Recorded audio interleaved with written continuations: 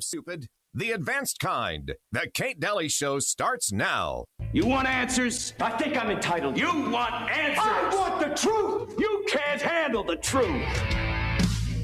Hi there. Welcome. Kate Daly Show at your service. Yes, I'm back today. That was a whole lot of days of illness, and I so apologize. I couldn't have done the show if I wanted to. I sounded like The Exorcist, and so it was not a pretty time for Kate.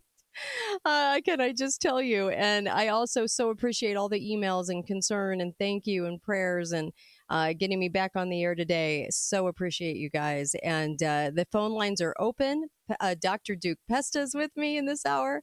In fact, coming up guests, we have Dennis Prager, Laura Logan. We have Amazing Grace with all those videos, coming back on. And we've got guests all week this week. Greg Manarino, you name it. And all the guests that I had scheduled for last week are coming on this week.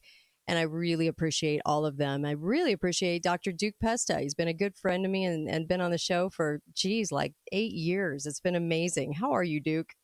Doing well, Kate. Glad to have you back. Are you over your illness? Yeah, and I did not leave the house. I never got in my car. I didn't put any makeup on. I just, for, all those days. And I really appreciate people. Yeah, it hit me like a ton of bricks. So I'm not used to that. Usually I can get through stuff pretty quick, but not this time. So I apologize. And believe me, I want to be on the air. So it's hard when I can't because I've got so many questions. And Jim Lee was on in the last hour and answered so many good questions about weather modification, what's real and what's not. So take a listen if you're just joining us right now. Today is Columbus Day. Yes. Oh, you mean Indigenous Peoples Day? Indigenous Peoples Day. Oh, it just makes me sick. For the last 8 years, I have gone on my screed about that. And maybe at the end of the hour, we'll come back to that. Please. Because one of the great hypocrisies and the good news, here's a segue. Okay. We now have a video of Kamala Harris from a few years ago, literally telling an audience in her stumbling way, we've got to get rid of Columbus Day. He was nothing but a colonist and a rapist and a murderer. In other words, completely uninformed. And already that's coming back to bite her.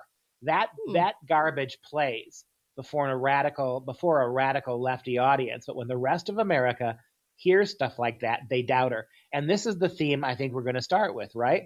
All the ways that the Democrats are imploding. Yeah. They're shooting off their own toes.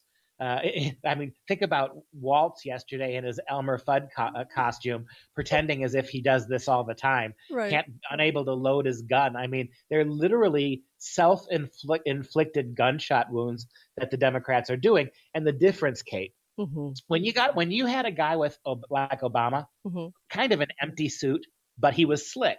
Right. He could read a teleprompter. He could talk a little bit off the cuff. You can get away with the Democrats are trying to get away with. When you have a drooling moron as a president and somebody even more vacuous as the vice president, even all the concerted mainstream media news cannot save her from herself. And that's the real October surprise, if you ask me. That's a great point. All the media collusion can't salvage this turd. Great point. And no, seriously, I want everyone to digest that. There's been a couple of things. Number one, I have to make a comment. Tim Walz, there's lots of talk about all the times he invited young men to go along with him on his journeys. And there's a lot of talk about being a little light in the loafers, if you will. And what's amazing to me is it's such a telltale sign that you have to go to the extreme to try to do something with a gun, even though you're so uncomfortable with it, to try to sell that to hetero white men in America to vote for you. So it's so over the top. When we talk about fails, it's so over the top that people are now really questioning whether he's a little light in the loafers from the way he acts and his past and everything else, because of the fact that he's going so over the mark to sell himself, to try to get some voters behind him. Well, it's even worse than that. You alluded to it. It's one thing to be not the masculine icon you were promised to be, the Midwestern guy. Right. I mean, he's collapsed on that. But there are some really disturbing reports of him having inappropriate physical contact with underage boys. And you pulled up something really important. you go take one step back from that, because I think you're going to hear more about that in the next 3 weeks before the election. But I think you made a great point, and it is number one that Kamala Harris demonstrated through her own stupidity and vapidity. She demonstrated that she is not fit to serve. Right. I mean, across the board in terms of her ability, she can't even articulate her own vision because she doesn't have one. That narrative collapsed. What they were hoping, the progressives, that Tim Walz would shore that up, right? He's this Midwestern common sense guy. He's a school teacher. He's a coach. He's a hunter. He works on his own cars. And that has collapsed too. And so, I mean, you think about his shtick. And you can't talk about Walz without also talking about Emhoff, right? These two men, one the great progressive lawyer who was redefining masculinity, turns out to be somebody who slaps around his girlfriends and has a bad temper and is kind of lechy. And then you got Tim Walz, right? Who literally can't load supposedly his own shotgun when he's pheasant hunting. And somebody pointed something out to me today that I hadn't noticed. If you go back and look at the hunting video, nobody has a gun except Walz, because you can't have somebody else have it, even a secret, even another hunter, a friend. No one's allowed to have a gun lest they turn it on him.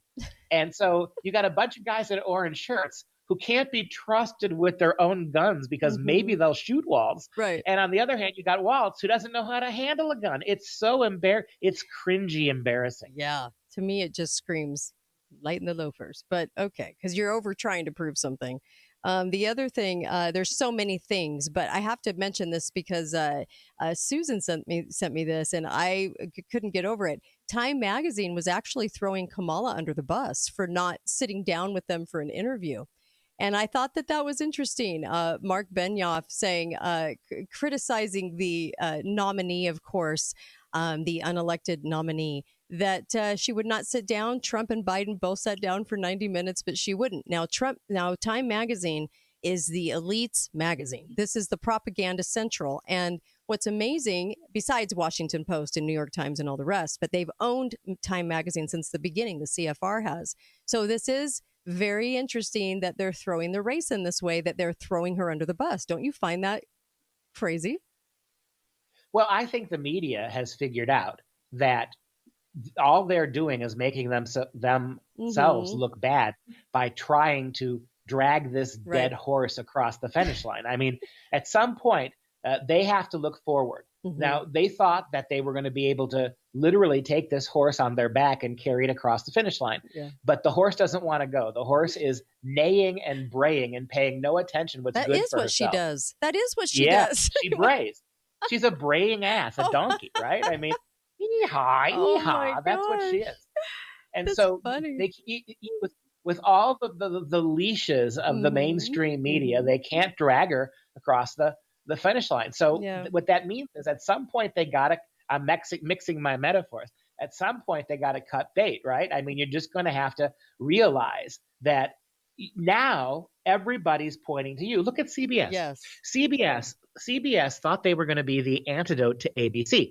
Now, ABC was the leader in network news by far. CBS was one of the lower rated ones. They figured after the sham vice president debate where ABC put their whole thumb on the scale, they thought they were going to come across looking more professional.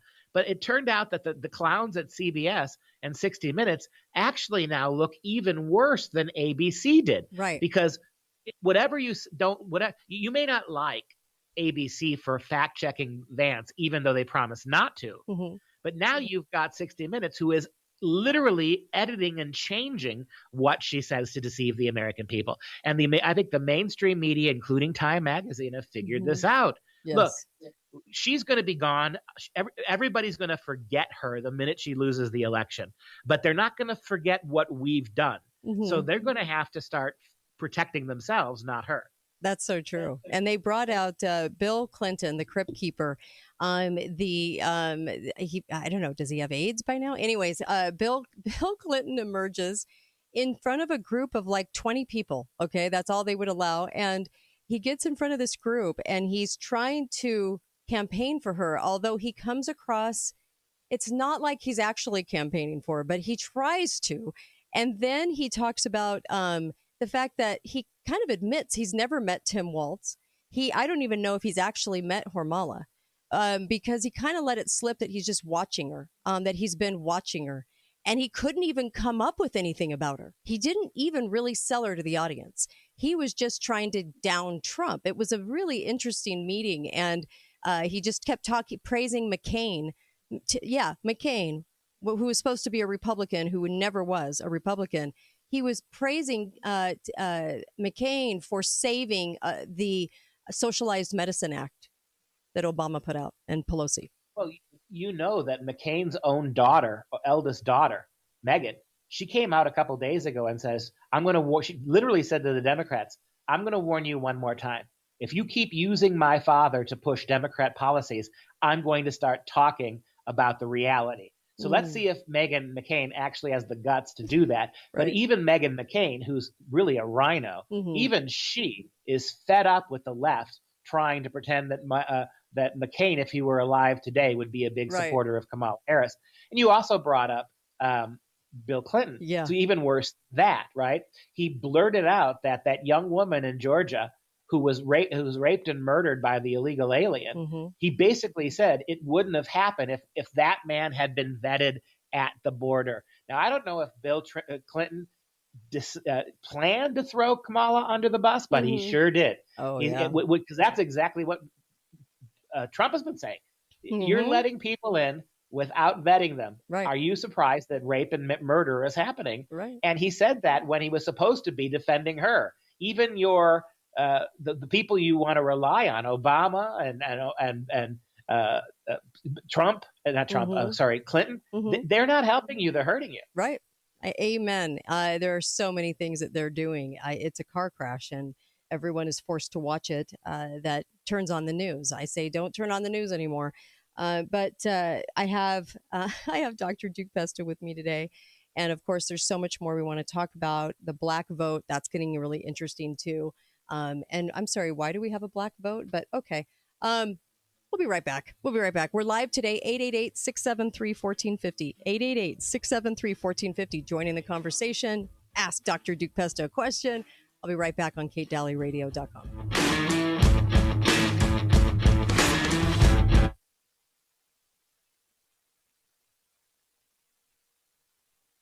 Hold on.